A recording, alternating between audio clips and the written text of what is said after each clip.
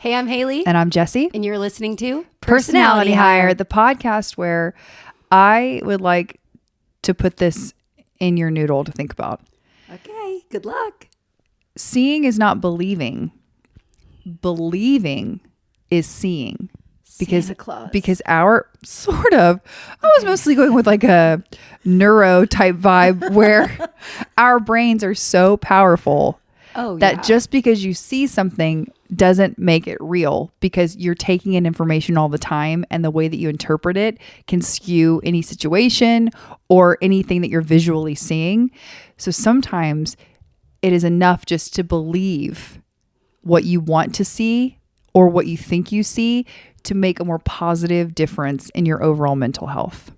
Definitely. We've been talking about for months now, romanticizing your life. And that's been a very key hot term that people are using, but it's very true. And it's not just romanticizing your life. It's a part of romanticizing your life is saying, no, I have this, for example, I think this with my career. I have this passion put in my heart. I have wanted this for so long. And even if I wanted it for a week, if I felt that fire about it and I was ready to dive forward, there's no other way to think than this will happen or this is good or, I don't want to say that it's like toxic positivity. I don't think that. I just mean it's more of a manifestation, I think. But it's also if you just imagine this, if you meet a guy, this is for my girlies, and you can flip it if you want to flip the gender. If you meet a guy and this guy tells you you'll never like me. I don't know. I could never be with someone like you. I will puke on your shoes. I've never been less attracted to anyone. But another guy walks up and he is, let's say he's not even attractive, but he's funny. And he's like, you would be so lucky to be with me and I'd be lucky to be with you. And we'd be lucky to have each other. You're going to be like, yeah, I like this guy. Yeah, like a confident mindset too. Yeah.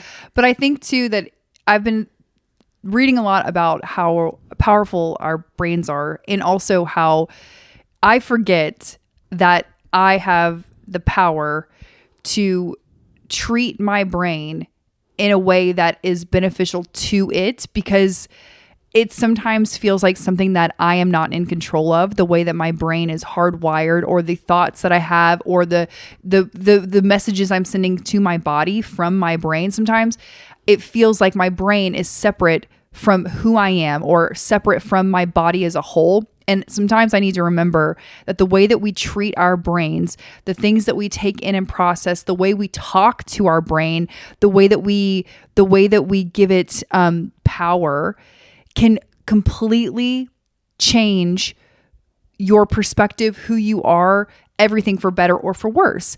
And I'm trying so hard right now to incorporate my brain health, the overall health and well-being of my brain as an organ, in a really intentional way, to make it so it's more a positive experience for my entire being, as opposed to me really feeling so separate from my brain sometimes.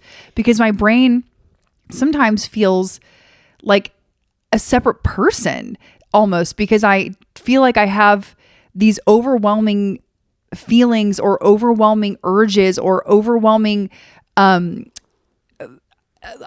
searching for answers as to why I think or feel a certain way, and I'm searching my own brain, I'm racking my own brain, but it feels like my brain's not attached to my emotions.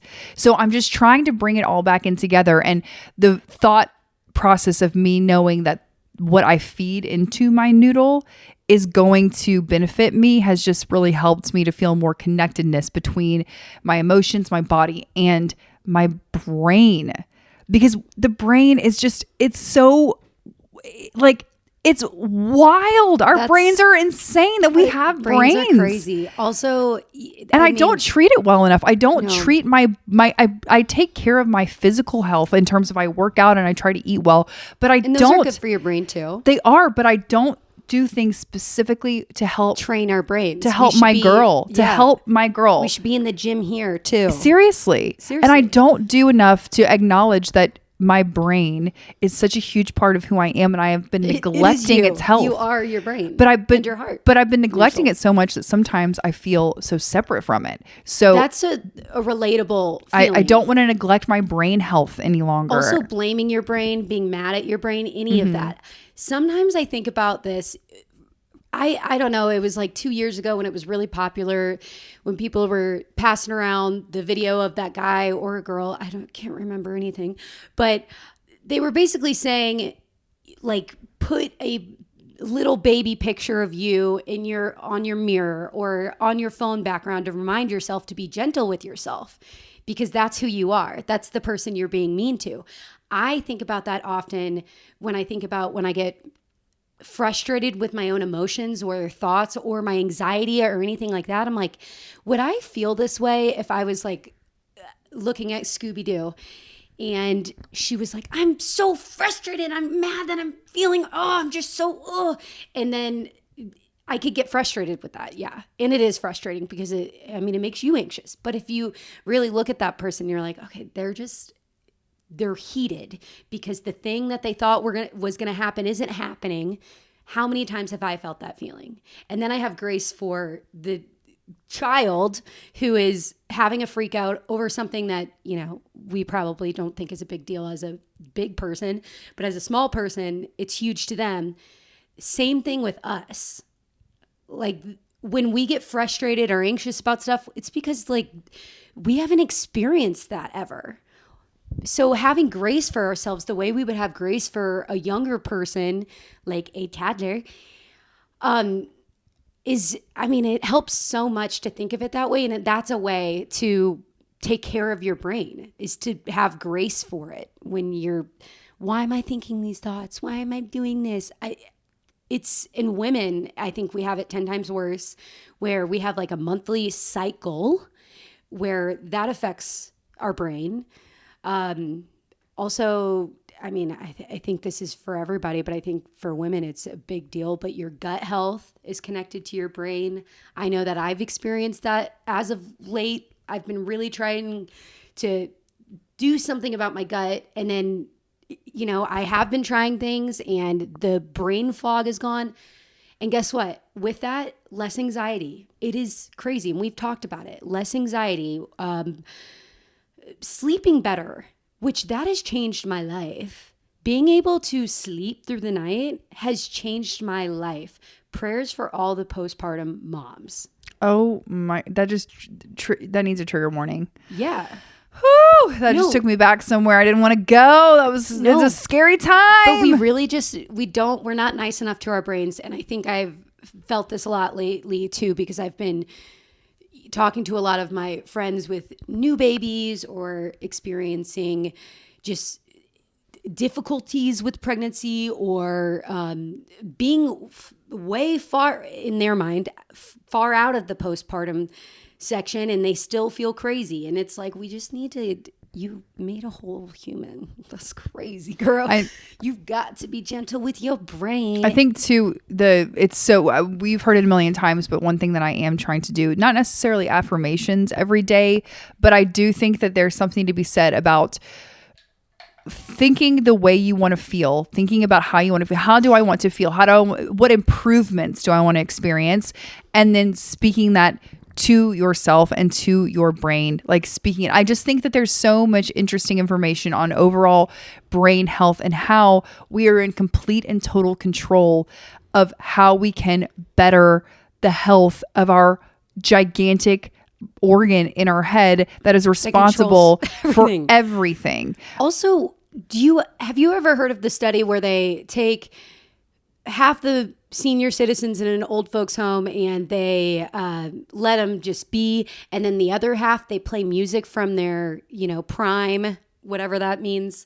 They give them dance lessons, they have art classes, they do all of these things, and the people lived like 20 years longer or something crazy. Yeah, you have to have a mental stimulation too. That's also overall. But it was also like doing things that reminded them of being like, they were like, you are young. And but by the way, that was another thing. Feeding them those like thoughts. Like, you are young, you are beautiful, you are healthy, you are like, just speaking that and having the senior citizens say that to themselves over and over. And at first, I'm sure they were like, what am I doing? You know? But it was tremendously, like, the study is there and it was amazing. So if we can see that, I kind of know why we don't fix things, or why we don't, as a society or a culture, try to focus on that. It's because it's not beneficial. Everything's a business. It's beneficial for everyone to be unhealthy and to need caffeine and to need anxiety meds, which people do need those things. I'm not saying they don't. I'm saying we do lean on a lot of things. And I have a question for you. In speaking well to yourself and speaking kind to yourself, one thing I do before going, this is strictly, I need to implement it when I self-tape. And sometimes I do if I'm having a really hard day and I'm like clocking that. I'm like, we need to turn this bus around. But anytime I go into an in-person audition, now, this wasn't in the beginning of my career, or on set, that's another thing. I walk on saying, everybody here, like, I walk in to the room and I don't believe this before saying this. I just say it over and over. These are things I've made up. But everybody here wants me to be here. Everybody's excited to meet me. We're all going to be great friends, and I am a star. And that was really hard for me to say, and I felt a lot of guilt in saying, I was like, oh, I don't want to be stuck up. I know God's hearing my thoughts. I don't want him to think that I'm egotistical, but also God does think I'm a star. I mean, God thinks all of his babies are a star. So what I wonder for you, do you have that feeling of like, I feel guilt loving on myself? Because I do. And I don't know if other people can relate to that. I'm sure people can, but even as a woman, I'm like, oh, I don't want to be full of myself. I don't want to blah, blah, blah. I don't want to be egotistical, but that's not helpful. I don't think for me, I guess I view it maybe a little differently. But I am not necessarily one to pat myself on the back or give myself any verbal or mental accolades, because I'm extremely hard on myself. We've talked about this before. The way that my brain is wired, which is why I'm so hell-bent on rewiring it, is my brain is wired to automatically think of myself in my baseline is sometimes what I do contribute. The effort I put forth is not good enough. And that does not mean it isn't. I know that to be true, that I am a very hard worker and that I give a lot of myself and that I am able to apply myself to certain things. However, my baseline, the way that I am wired currently, is just to say to myself, well, you did that adequately. You could have done X, Y, and Z better, and you need to do more, be more, go harder in the paint. You know, that's just kind of like how I'm wired. So when I go in a situation like the kind that you're giving the example of, is where I'm going to meet somebody new, or I'm going into a scenario where I need to make a first impression, I don't typically think or do affirmations that involve the way other people think of me. For instance, like you said, they want me to be here. They want to meet me. My affirmation goes more to the things that I can control, of like, I am extremely friendly. I am good at making people feel welcomed. I am good at bringing out the best in others so that they can see the best in me.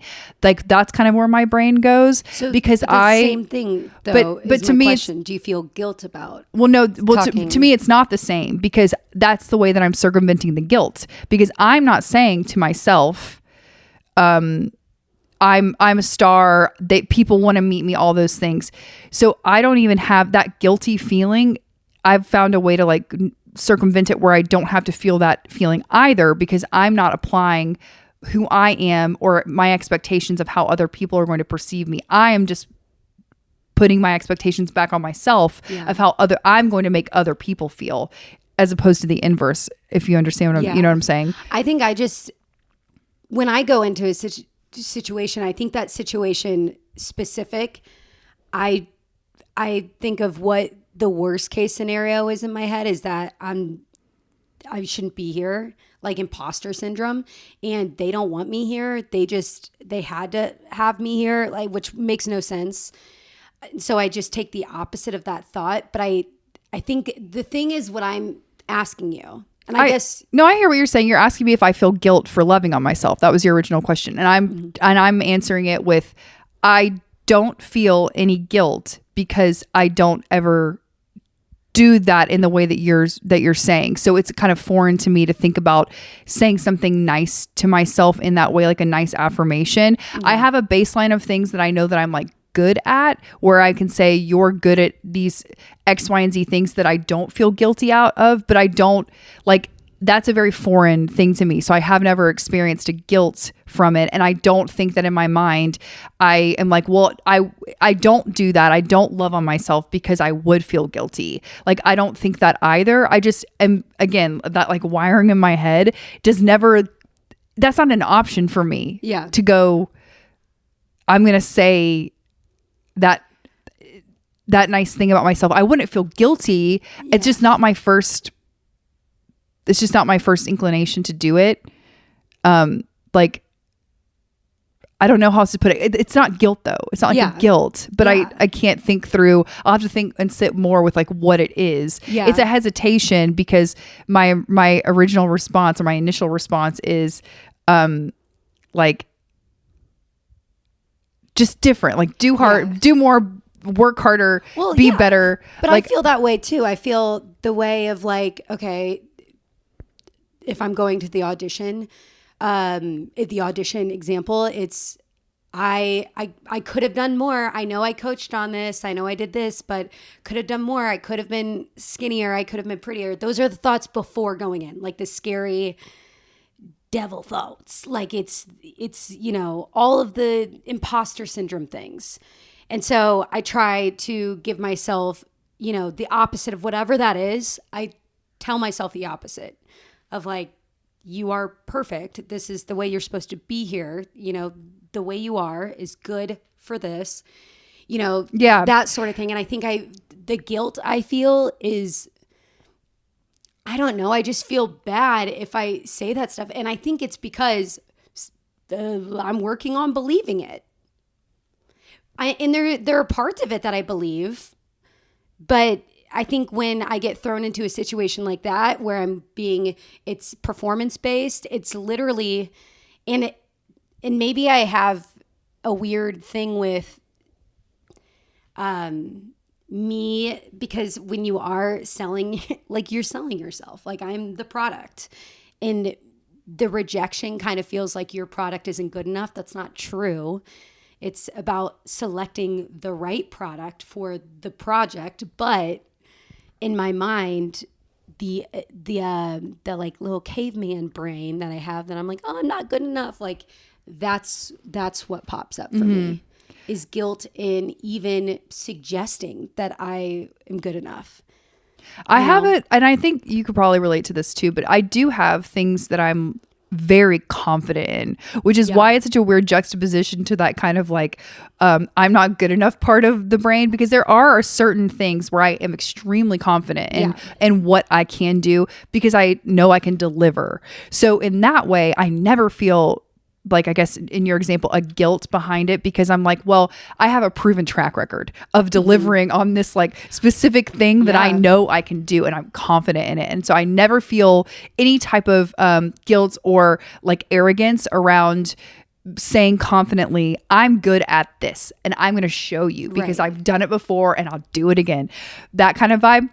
See, and that's where I'm struggling, because I know I'm a great actor, but when you are told, you know, non-directly, because you're auditioning over and over and over and you're never getting the job, like, you know, it feels like that. Yeah. It's literally like, you book 1% of the things you audition for ever. Like it's. But if I were in your shoes, and the competitive nature of the industry that you're in, if I were in your shoes, even if I were confident and I knew, like you're saying, I'm a great actor, because it's so, the odds are stacked against you and it's so competitive, I would probably also have a little bit of like need to talk myself up, hype myself up, even if I knew I was a good actor, because it's so damn competitive. You're out there with other people that are also competitively saying to themselves, I'm the best actor. All those things. And it's a different ballgame, what you're describing. And I don't think a lot of people can probably relate to the cutthroatness of like what it actually means to audition for something. Like that's cutthroat shit. And I think that you are a little bit like you're so in it. I think that sometimes you do come up, I think, for air and sometimes and acknowledge like how cutthroat it is. For sure. But if you did that too much, you'd never go back down and get back into it. No, because it's too scary. Because it's so cutthroat what you're experiencing. If I would have known what I know now, I would not have had the bravery to say, yeah, I'm gonna just dive in. I don't know. That's how I know God. I mean, there's several reasons why I know God exists and God's real, but that is one of them. Is how did I get here? How did I, from time to, now, and experiencing everything, and listen, every day, I want to cry. I'm so scared. But I can't imagine giving it up. But I should take that confidence in with me and I do. That's another affirmation I give myself is like, you're supposed to be doing this, sister child. But how can our brains, even after all this time, like what you're saying is that it's so cutthroat, and I've been in it for 10 plus years, and still, how is my brain not able? And that's what I'm working on. But how has my brain yet to, or how have I'm hearing the way I'm saying it, and I'm trying to fix the way I'm saying it. But how has my brain not known the truth about itself all this time? I don't know how to word it without, we're working on it. I would love to see, in the way that you're describing it, like, what is more powerful? Like, for instance, like you can see, like there's lots of good research out there that shows maps of brains and like the pleasure center that lights up when we're like scrolling on our phone, or what an addicted brain looks like versus a non-addicted brain. I would love to see what is a more powerful part of your brain? The brain that believes the good things, the good confident things about yourself, or the brain or the part of the brain that's responsible for doubt and your self-worth. Like maybe that part is a little bit more powerful. Like maybe that's a tool and exercise. You have to work out that part of your brain so it can overcome the self-doubt portion of your brain. That's what I'm saying. Like we all need, there's not enough to go to the gym. We for need our brain. More education on how to grow the parts of your brain that are beneficial to your overall mental health. There has got to be there has to be some things that we can do. Well, I think that's why people suggest repetitiveness, whether it's affirmations written down, affirmations spoken out loud or listened to. If you're a neuroscientist, if you're a neuropsychologist, if you're somebody in the if you're in the brain industry, if you neuro anyone in neuro, we want to chat. I have questions. I want to neuro you, and I want to neuro you on a and I want to neuro spiritual me. level. I know. I want to neuro me and know. I want to neuro how to control the neuro. I do. We could literally rule the world if we could figure that out. I don't want to rule the world. I didn't mean to get us on this deep dive on it. I just have been finding neuroscience to be very interesting, specifically because I would like to change some of the pathways in my own noggin that are not benefiting me any longer. Yeah. And I'm starting with just trying to give my brain a little bit more attention and time to help her. She needs help. She's doing the best she can. Also be nice. Like she's just a baby. And I'm not nice to her. That is for damn sure. So we're working on that.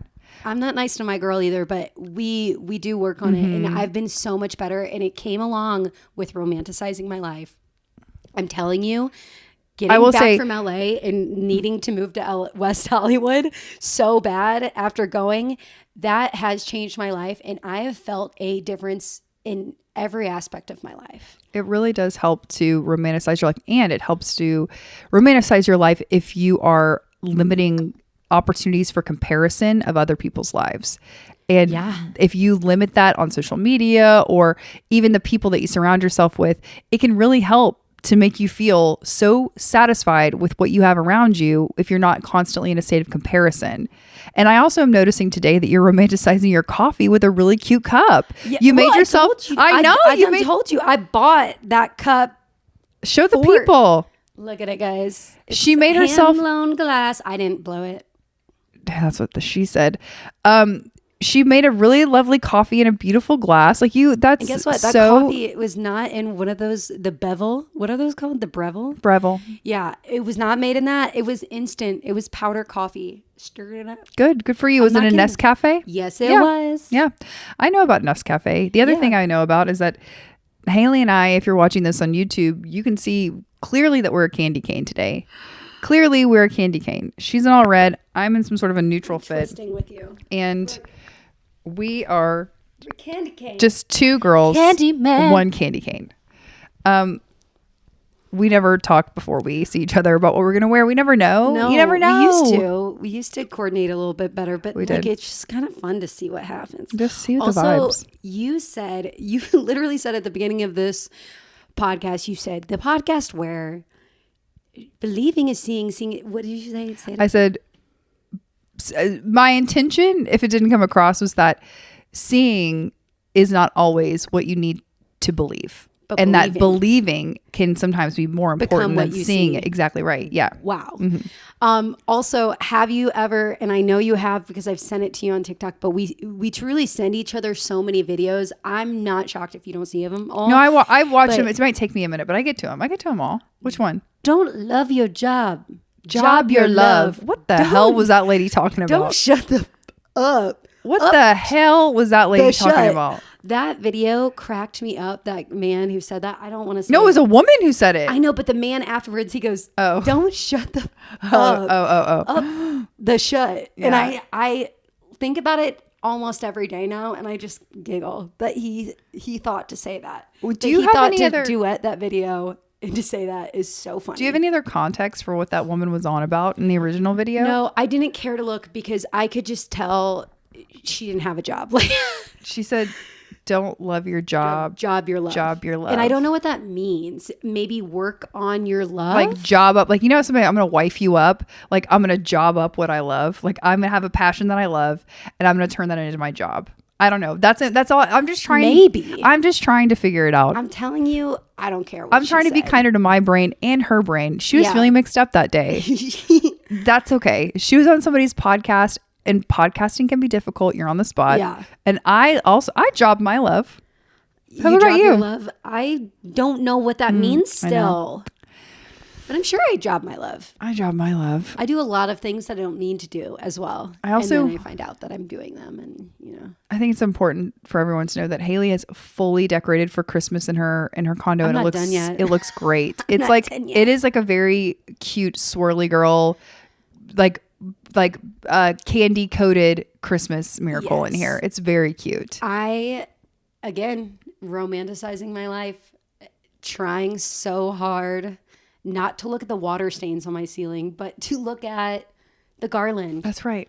that is catching my eye instead of the water stain. I still have 6 damn skeletons in my garage that I need to where put do you- into storage. Oh, okay. I was going to say, where do you put it? I have like these big storage bags that you can use to like put a Christmas tree in or something, but I just haven't done it. It's a lot. You know, I do have 2 pumpkins still out, the big ones, but I'm going to tote them to St. Louis when I go for tea giving. And I've already bagged up all the mini ones, and I'm going to take those and give them to my nephews to bowl with, to chew on, whatever they see fit. are you driving or are you going to fly? I'm driven. How long I'm is that driven 'cause again? I got a dog. You've said It's that. 8.5 to 9 hours. 8.5 to 9 hours. Okay. It's not fun. I do, you know what? I do, this is romanticizing again. Mm-hmm. I find it very peaceful to be alone for that long Mm-hmm. and not be distracted. I daydream so much, but in a fun way. I think of so many ideas. Like it's such a creative time for me. I know that sounds so goofy, but even I like books, but I like biographies or autobiographies more than anything. I like to hear about people and their stories and their lives. And it just fills my brain up with so many ideas. Every year around Thanksgiving and Christmas, my brain is like thinking of 3 small businesses, 40 short films, 3 different,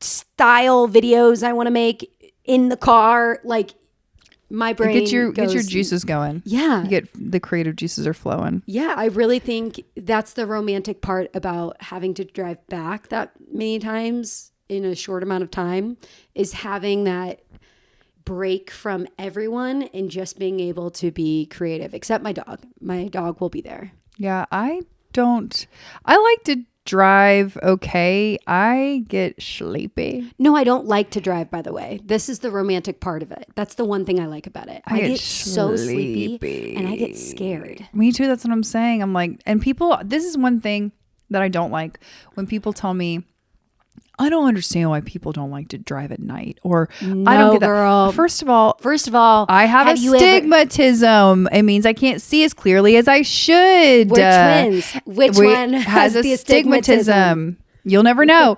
And here's the thing: at night, there are halos around lights sometimes for me. Yeah, no, it's hard to see. Also, I'm from the Midwest. My head is on a swivel for a deer.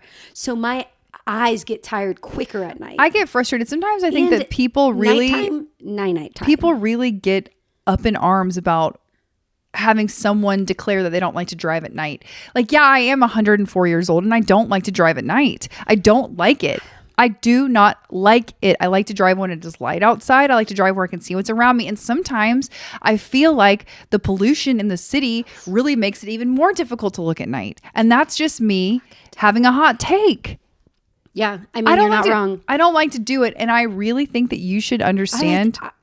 That's why Uber is one of my favorite apps. That when I tell you I'm not coming out in the nighttime because I don't want to drive, that should be enough for you. That should be enough, and just accept me for where I'm at. That should be enough. Yeah, that's one thing. I'm very thankful that I just haven't been in a situation where anyone's given me a hard time for not wanting to drive at night. But I would rather drive early in the morning, but it also is scary. And then by the time I get closer to my home in St. Louis at hour 6, even as soon as I cross the Kentucky line to Illinois, it's all over. I have to be like slapping myself. It's afternoon by that point. Yeah. But I was fighting for my life early in the morning. So now I'm fighting again. And you fight through Chattanooga and you fight through Nashville. And then you're just chill for a good while unless there's a shutdown because the highways get down to 2 lanes. And Illinois loves to do construction for several years. So my other big hot take too is I actually don't really want to go anywhere in the nighttime right now. I would not at this in this economy, no. Just right now, I'm feeling like the nighttime is not necessarily the right time for me. A little lunch, that would be ideal right now. Or happy hour, early dinner, like that's early. Perfect. But I just think that for me personally, once the lights go out, the natural and the light being the sunshine, that's also, it's a wrap for me. And I know that not everyone can relate to this. People work in offices, people work where this is not appropriate, and I understand that. And also, you might be getting home until 6 or 7 o'clock at night. I get that. But for me personally, around 4 o'clock, 4:30, if I'm at home, my pajamas are going on, because in the next hour, I will have eaten and I will have brushed my teeth, washed my face, and at 5:30, typically 5:30 and 6, I'm ready for bed. Like fully ready for bed. I have on my pajamas. My eyes are getting low. Like I'm thinking about it. Like I'm doing that. Believing is seeing. Believing is seeing, because I just yawned and I'm about to fall asleep. Just you talking about this. I think that people too are shocked when I'm like, I know most days, because I understand, again, everyone's different. Most days I have eaten my dinner by 5:30 p.m. I've eaten it all. And then by 6 p.m. I've had my sweet treat and my cup of tea. And by 6:30 p.m., I'm snugged up on the couch. I'm just counting down until Scooby-Doo has to go to bed, and I'm hitting the hay. And that's for real. And I'm not just saying that to be like, I get a bunch of hours of sleep. Good. No, I like to go to bed. I like to be in the bed. Also, your schedule is guided for that. Hailey, I love to be in my bed. I love it. I love it. I used to love being in the streets. Yeah.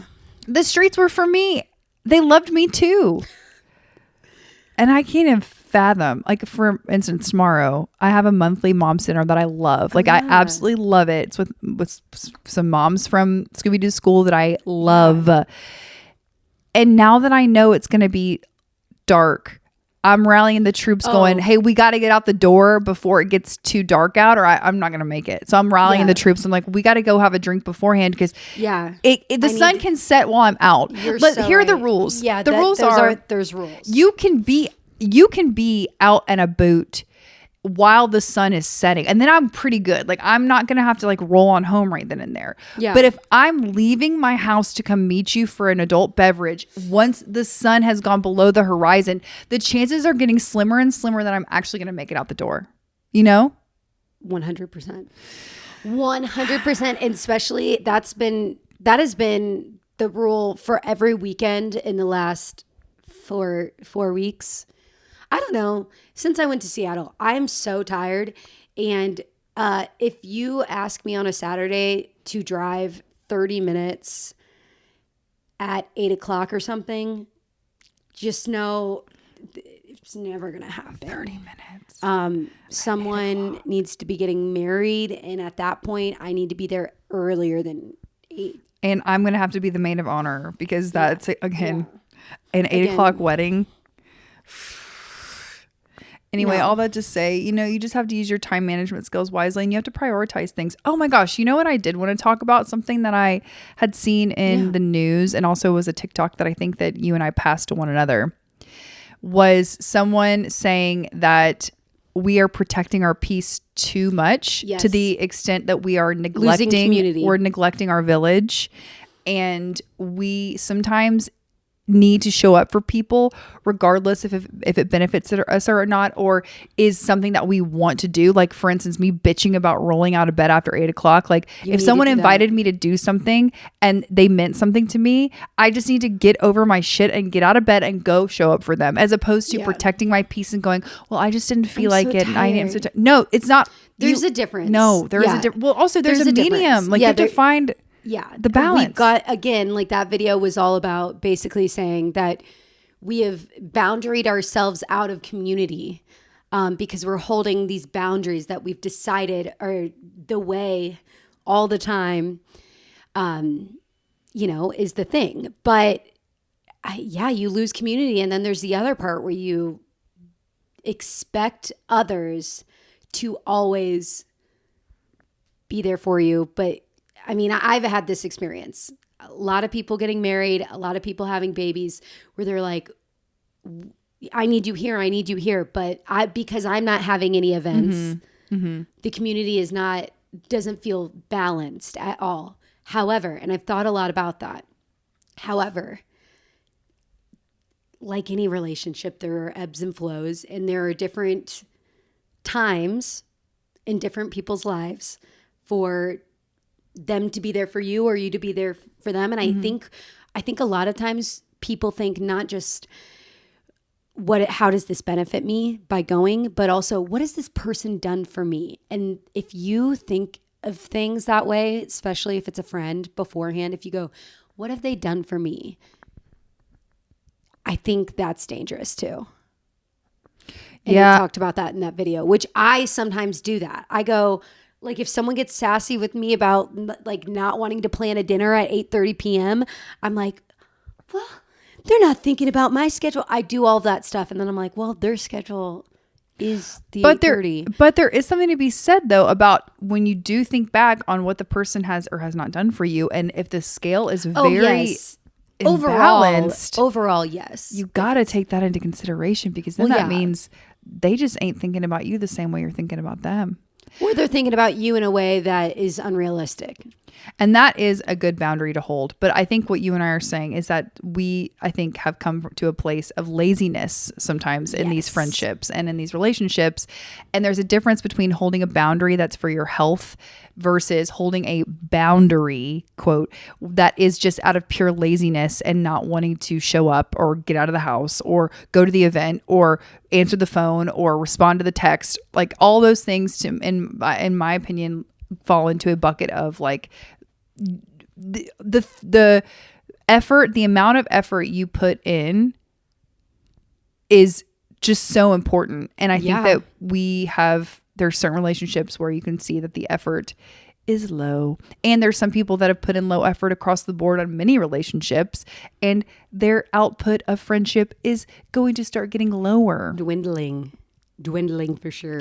Anyway, I just thought that was interesting, and I agreed with what that man had to say. Yeah, I think we miss out on community when we're like, well, I have to be in bed. It's kind of like I'm scared to say this because we do put our podcast on YouTube, so you never know who's going to come over and visit.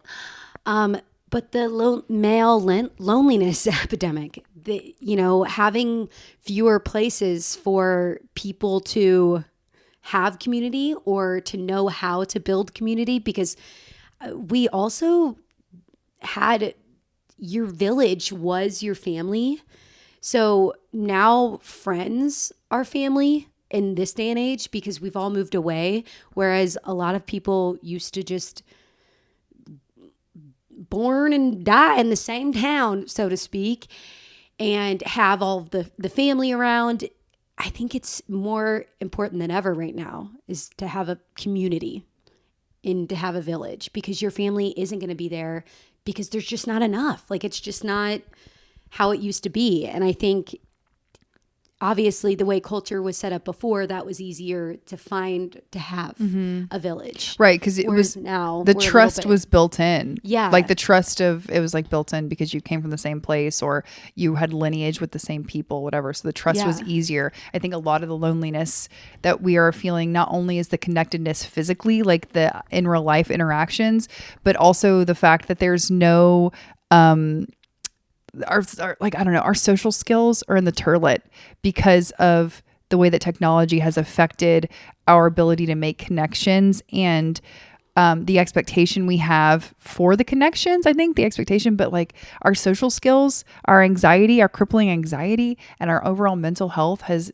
I think, caused for a disintegration of what true connection means, and people don't know what it feels like anymore. But that goes back to what we're saying. You have to be a villager if you want a village. Yes. Retweet. Well, what do you say now that it's X? Can you retweet on X? I just retweet because I don't have an X. I don't either, but what do they say? Either. What do they say if they want to? What does it say if you retweet? Now that they, I don't know, retweet, repost probably. Boo, boring. Yeah. I mean, Elon Musk took a whimsical social media platform called Twitter. I don't know how with a little bird where it was dangerous. Well, it was whimsical though from the start where it was like a bird and it was Twitter and you could retweet, like that was whimsy and turned it to X, like it's so him. SpaceX. Yeah. Just get a grip. Like NASA was so much cooler. Do you think it'll ever go back to Twitter? Do you think somebody will eventually buy it and be like, this is Twitter. It's always been Twitter. I don't know. I would. If you felt passionate about doing that, then I would do it. But I just sometimes. What if I did? What if I came to you and I was like, I can't even think about that because I'm so I don't care. I hope but that if someone cared, yes, I would change it back from the original Twitter cast comes back for season whatever reboot. And I want them to reboot it as Twitter. Yeah. Also, where's Tom from MySpace? Oh my God, I don't know, but I still say live tweet as like a verb. Whenever I think everybody does, even people who never when use someone Twitter. is like texting me a million times in a row, or I'm like, you're live tweeting what's happening to you, like whatever. That's so funny to think about. People used to is live funny. tweet events. They live, and now we Like just the go on live. Oscars and stuff. And now we just go on live. Yeah, remember the Oscars photo? Or wait, what was that? What It was photo? Justin Timberlake and Oh, when Ellen Jennifer DeGeneres Lawrence. Yes. took that that selfie with like every gigantic star. sometimes I get gagged out by thinking of stuff like that. Like how 'Cause it was cringy? Like it's like, ooh, It was that cringy. so silly. It was cringy, but that's like, that is what was happening. I love thinking about that. the I love time. thinking about cringy moments that we were like all in for it. It was a big deal. And now you look back at it and you're like, what? We were lame. What? We were lame sauce. Lame sauce. Also, awesome sauce. Like that's, Blech. Yeah, that's another one. I remember when I used to take that kickboxing class, it'd be like, awesome sauce. No, like as a way to say you're doing a good job. Yeah, Like, they'd be like, awesome sauce. don't say that to me, Hailey. Not I today. don't know.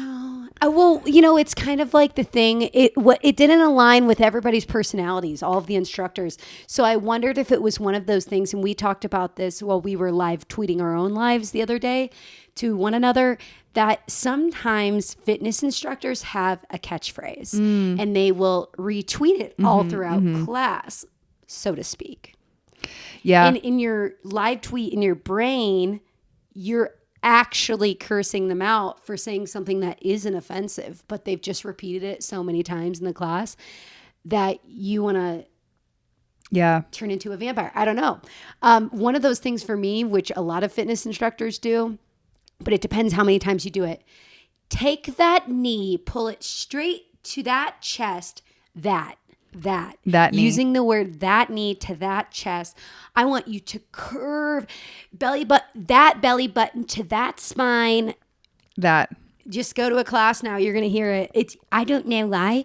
It should be take your belly button, pull your belly It's button. almost I don't know why. It's almost like when you're in elementary school and your teacher's getting onto you and they go, sit that bottom down. Like that's what it feels like. I've never had a teacher say, sit that bottom down. Girl. You also listen in the South. Oh, yeah. They just be saying stuff to you. They And you just got to hold on and hope for the best. They never, I personally, I also know that I have people that I know that went to private school here in Georgia who would get whooped up on still with rulers and my dad and did spanking say- devices, paddling, if you will. That's Girl, I so know. inappropriate. I don't want anyone even looking at my child's backside. I don't also like, Don't Don't. ever make contact with my child. I or barely any let child people, that I know. I barely make These people aren't my make children, verbal don't touch contact. Don't make verbal contact. Better not be making paddling contact. Are you kidding me? You gonna be whooping up on my kid in the principal's office? Okay, so what do you think about this? Parents now are okay. Teachers have said that this right now, like kids who are in school, and this is like the iPad kid generation. I've heard. I don't know, but I've heard that these are the most uneducated and rude children, and that parents even are like so much so like don't say that to my child, don't blah blah blah. So they're not getting corrected like behaviorally at school, which I think there's a line there, and then also at home they're not getting taught to be respectful, I guess. I think that they're But also like don't spank my kid. I'm not saying that, yeah. but it just made me think of this. I think that there is a clear line. This is not a muddy issue for me because I do have a young daughter in school that I do see. There is a hard line and a stance of either you are a disciplinarian and I see it in front of me and I see the result of your disciplinary action through the betterment of your child. And then there's no muddy water in between. The other side is you let your kid get away with do whatever they want and speak to people at school any old way. Like there's no in between where it's like, well, sometimes I let them kind of act up and then other times no, it is, I see it this or that. And that is, there's like no in between parents. That's I know. And it's kind of scary because what is the world going to be like if we're all like this? And this was a woman who was probably my age. I was in an Office Depot yesterday printing out sides, and this woman, first of all, I didn't do anything to provoke anyone. I was up against a machine. There was plenty of room. I wasn't taking up space physically in order to block anyone. I'm allowed to take up space, but you know what I'm saying. So I'm doing my thing, and I'm poking around on the machine, and I'm again not taking up space. This woman in full pajamas, and like it felt like a zombie, but she was a grown woman doing things in her life. She runs into me, and then I kind of look and I go, "Oh, sorry." First of all, I go to say, "Sorry, girl." No.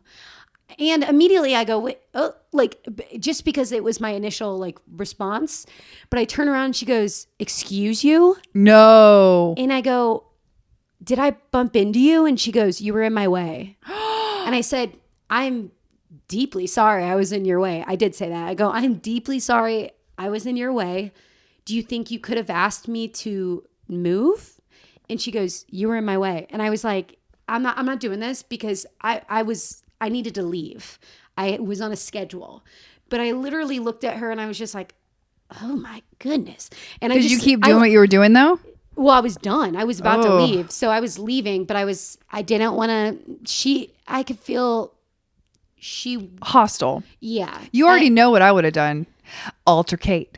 I would have hopped in there and altercated. I would have gotten into an altercation. Girl, that person though has more problems. If she acts that way to me, I can only imagine how she acts towards someone. What was her age? Around my age. I would have. That's why I was confused. I was like, where were you raised? I cannot imagine running into an innocent soul and being like, "Get out of my way." I felt like she was going to take my lunch money. Do you know what I mean? Did she really say you were in my way? You were in my way. Girl, Hailey, no. And by the way, she's on her phone the whole time. Like, she's not like trying to buck at me. She's like, "You were in my way." Very, I don't know, just mean. Yeah. Mean. Yeah. She was like a Disney bully, except it was in real life and she's a grown adult. And I all I could think about after that was, I was thinking about, and it was because I read something, aka I saw it on TikTok.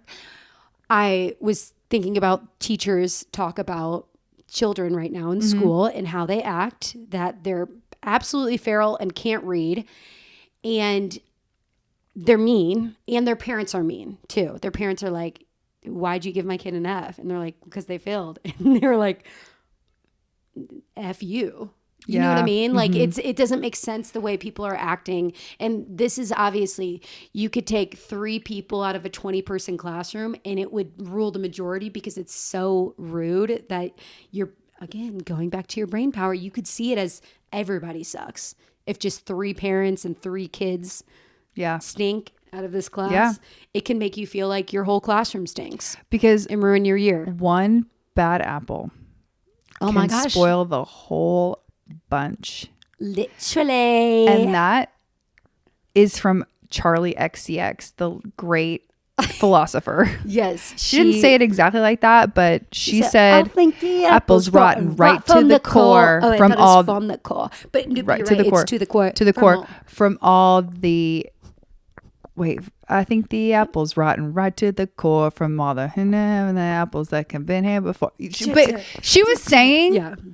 She was saying that one bad apple also can't spoil the whole bunch. Also, she really wants to go to the airport. I do too. The airport.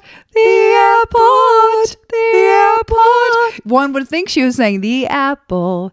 Oh, yeah. She's not. She's saying the airport. That always makes me think of the Addison Rae Diet Pepsi. I thought forever until I heard someone say, "I thought it was this." And I was like, it is that.